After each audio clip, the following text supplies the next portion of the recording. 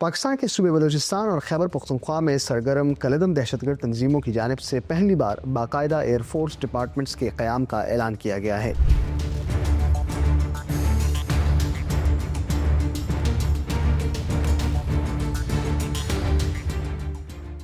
دسمبر 2025 کے آخر میں کالعدم تحریک طالبان پاکستان نے 2026 کے لیے اپنی نئی عسکری کابینہ کا اعلان کیا تو اس اعلان میں پہلی مرتبہ ایک باقاعدہ ایئر فورس یا فضائی شعبہ قائم کرنے کی بات بھی کی گئی۔ اسی طرح رواں سال کالعدم BLA نے بھی اپنا پہلا فضائی شعبہ اناؤنس کیا ہے، لیکن اس کا مطلب کیا ہے؟ کیا یہ ویسے ہی ایئر فورس ہیں جو ایک ریاست کے پاس ہوتی ہیں؟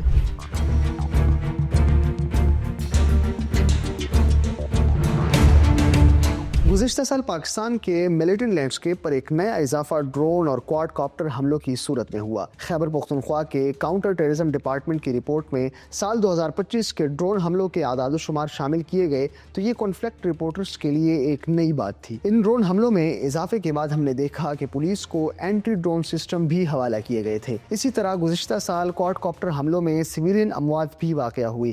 اس طرح کا ایک واقعہ تاشقند اردو نے باجوڑ کے علاقے زگئی سے اگست 2025 میں رپورٹ کیا تھا، جس میں 22 سالہ نوجوان ڈرون حملے کا نشانہ بنا اور اپنی زندگی کی بازی ہار گیا۔ تو اس تناظر میں کالعدم TTP یا BLA کا یہ نیا فضائی شعبہ خودکش ڈرون حملوں کے لیے بنایا گیا ہے۔ ماہرین سمجھتے ہیں کہ اس سے ظاہر ہوتا ہے کہ تنظیم صرف قبائلی یا سرحدی علاقوں تک محدود نہیں رہنا چاہتی، بلکہ ملک کے نسبتاً آباد اور مرکزی حصوں میں بھی کارروائیوں کی صلاحیت حاصل کرنا چاہتی ہیں۔ ان ڈرونز کا استعمال صرف حملوں تک بھی محدود نہیں رہتا، انہیں فوجی نقل و حرکت پر نظر رکھنے، چیک پوسٹوں کی نگرانی کرنے اور اہداف کے تعین کے لیے بھی استعمال کیا جاتا ہے۔ یعنی اگر اسے ریگولرائز کیا گیا ہے تو اس سے کالعدم تنظیم کو ریئل ٹائم معلومات حاصل ہو سکے گی۔ رپورٹس کے مطابق کالعدم TTP اپنی اعلیٰ قیادت کے اجلاسوں اور خفیہ سرگرمیوں کے دوران ان ڈرونز کو حفاظتی نگرانی کے لیے بھی استعمال کرتی ہیں تاکہ کسی ممکنہ فوجی آپریشن یا اچانک کارروائی کی صورت میں پیشگی اطلاع مل سکے۔ ایک رپورٹ میں یہ دعویٰ کیا گیا ہے کہ TTP کی اس یونٹ میں تقریباً